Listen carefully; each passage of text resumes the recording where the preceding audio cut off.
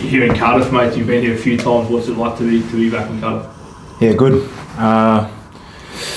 It was good to be here for spring tour. It's a good place to sort of wander around and see the city, and obviously a good stadium as well.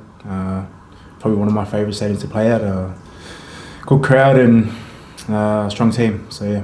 You played here a couple of times. Do you have what are your memories of playing against Wales in Wales? Yeah, tough team. Loud crowd as well, with a good team as well, good set piece team, and a team that's sort of quite physical and and cold. It's very cold here, so yeah. The 22 game, I think it was a pretty memorable one. I know you weren't there for it, but I'm sure you're watching on at home. Was it a game you have a memory of as a spectator from home? Yeah, it was a tough tour, that one. I think there was only about 25 boys left in that last week to train. A lot of boys copped the knock against Ireland, and a few weeks before that as well. So I think for the team to come away with that win as well at the end, especially a comeback as well, and it was awesome to watch from home. I was proud of the boys, and I knew how hard they had to work that week to come away with a win.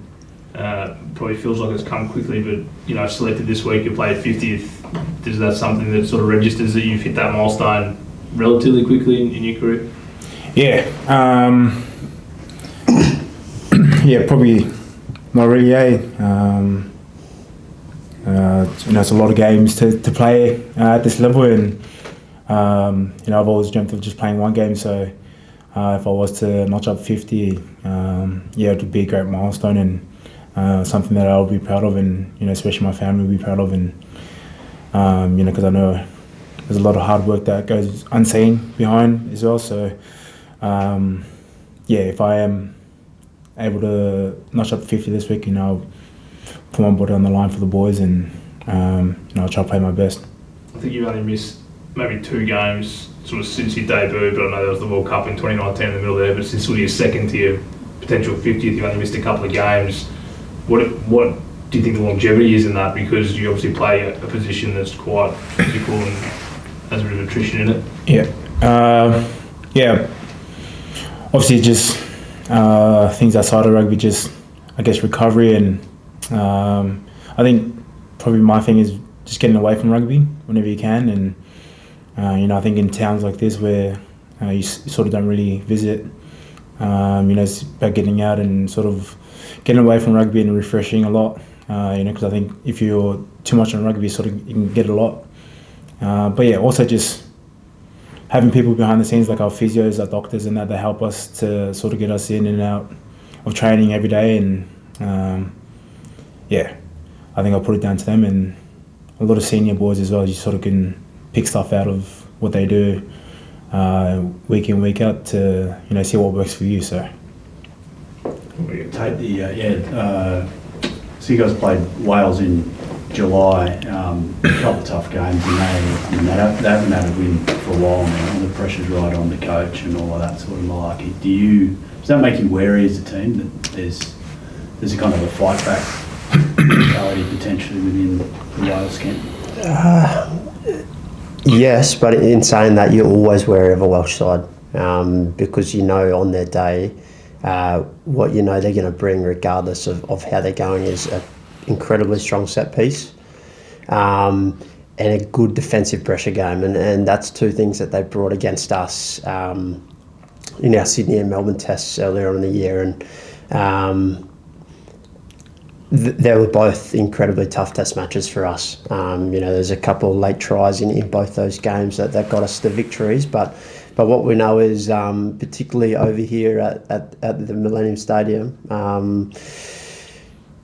Principality, sorry, it's going to be a fierce battle, and we know that as soon as that whistle goes, they're going to be raring to go. They're obviously hurting, and we've done the analysis on the team that they've just announced, and we're looking forward to the challenge ahead.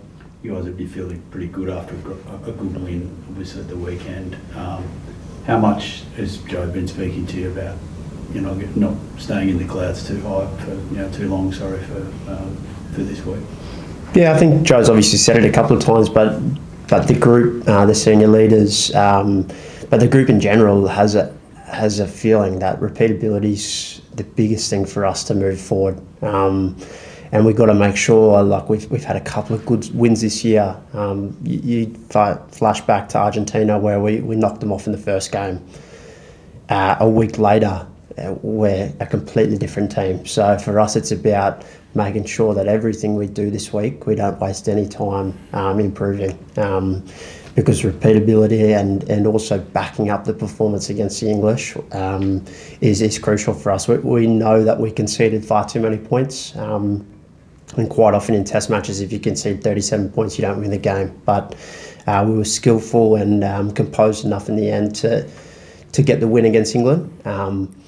But we know that the Welsh are going to be looking at how England scored those points, and we've got to make sure we plug those holes pretty quickly. Was any work done on, you mentioned the Argentina swing there, any work done on kind of figuring out the why of that week? Like you probably parked it and moved on, but the stuff you can take as far as triggers?